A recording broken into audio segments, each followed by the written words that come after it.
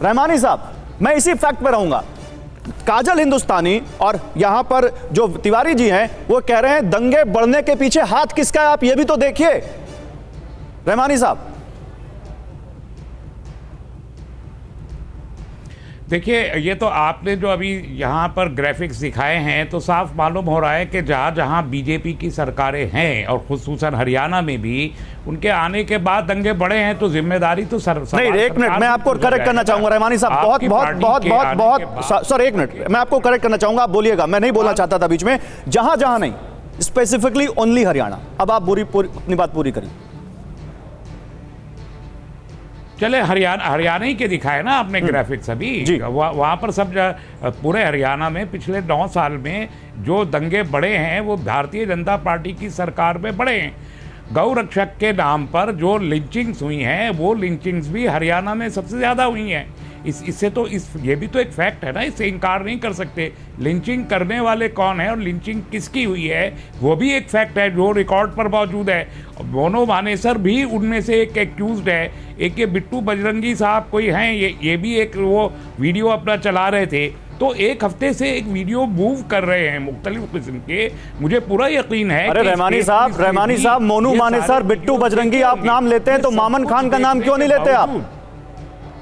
मामन खान का नाम क्यों नहीं लेते आप, जो विधानसभा में कहते थे प्याज की तरह फोड़ दूंगा? चलिए मामन खान का भी ले ले। मामन खान, हाँ एग्जैक्टली, मैं वही कहने वाला था कि मामन खान जो कुछ बोल रहा है वो एक लेजिस्लेटिव कॉन्स्टिट्यूशनल फोरम पे खड़े होके बोल रहा है। वहाँ पर अगर वो कुछ गलत बोल रहा है तो इम्पीच करने का राइट उस लेजिस्लेटिव असेंबली को मौजूद है जहाँ पर वो बोल रहा है। वहाँ पर मैं और आपसे ज़्यादा इम्पोर्टेंट टिप्पणी स्पीकर ऑफ द हाउस की है कि वो उनको इम्पीच करे और अगर गलत कराए तो हाउस से एक्सपेल करे। तो मोनू मानेसर और बिट्टू बजरंगी में ये तर्क और ज्यादा काम करता है कि अगर वो कुछ गलत कर रहे हैं रहमानी साहब तो कानून उनको सजा देगा, कानून उनको पकड़ेगा, फिर तो वैसा वर्षा ये उन पर भी लागू होता है। मैं ये पूछ रहा हूँ वो लोग जो फायरिंग कर रहे थे वो लोग कौन थे? नहीं है ना, अभी ये सिर्फ अभी का केस नहीं है। देखिए अभी का तो केस नहीं है, फरवरी से लेके अब तक कानून ने उनके ऊपर कोई शिकंजा नहीं कसा है। वो घूम रहे हैं, सोशल मीडिया पे मौजूद हैं, इंटरव्यूज भी दे रहे हैं, लेकिन कोई कानूनी कार्रवाई उनके खिलाफ हुई नहीं और उसके बाद भी वो थ्रेट कर रहे हैं। अब देखिए इसी जगह पर ये पहली तो यात्रा नहीं निकली है, 10 साल से यात्रा निकल रही है और इसी रूट से निकल रही है, पीसफुल निकल रही है, कभी कोई प्रॉब्लम नहीं हुई। ये पहली मर्तबा इस साल ये प्रॉब्लम क्यों हुई है, ये भी तो एक बड़ा सवाल होना चाहिए ना कि जब 10 साल से नहीं। लेकिन रहमानी साहब सवाल तो ये है कि एक तरफा बात नहीं होनी चाहिए। मैं आता हूं आपके पास, एक तरफा बात नहीं होनी चाहिए। मैं दोनों सब पक्षों से उतना ही सख्त सवाल पूछ रहा हूं जितना मैं किसी और पक्ष से पूछ रहा हूं। मैं आता हूं आपके पास तिवारी, मैं आता हूं तिवारी जी।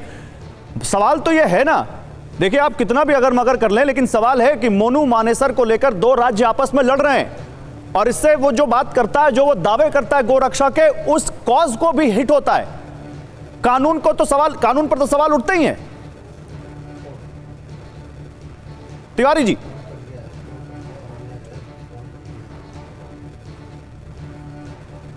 विजय शंकर तिवारी, आप तक मेरी आवाज आ रही है?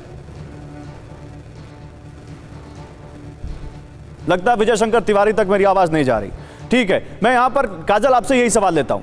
मोनू मानेसर को लेकर 2 राज्यों, मोनू मानेसर जिस तरह से 2 राज्यों के बीच फुटबॉल बना हुआ है, क्या वो जो गोरक्षा के वो कॉज के दावे करता है, क्या वो कॉज भी हिट नहीं होता इससे?